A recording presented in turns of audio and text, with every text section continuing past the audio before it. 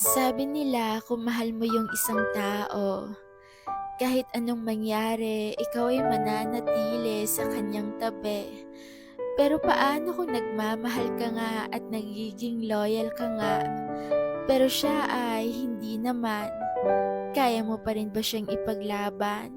Kung alam mo sa paglaban mo ay mauubos ka lang, kasi pilit mong binubuo ang kayo, samantalang yung sarili mo ay napapabayaan mo. Kaya mo pa rin ba siyang ipaglaban kung siya mismo yung hindi lumalaban? Kaya mo pa rin ba o baka naman kinakaya mo na lang kasi hindi mo kaya na mawala siya? Hindi mo kaya kasi sobrang mahal mo siya.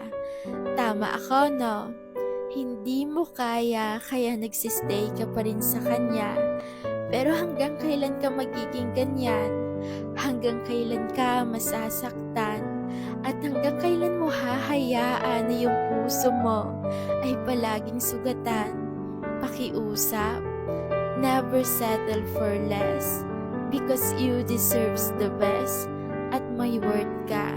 Kung nakalimutan mo na, tandaan mo may worth ka. Hindi mo deserve yung ganyang tao na paulit-ulit ka na lang niloloko tapos hindi naman pala magbabago. Alam ko na sobrang mahal mo yung tao pero pwede ba sa pagkakataong ito, piliin mo naman yung sarili mo. Kasi oo, mahal mo yung tao pero ang tanong, mahal ka ba ng taong mahal mo? O baka naman nagsistay lang yan kasi naaawa na lang.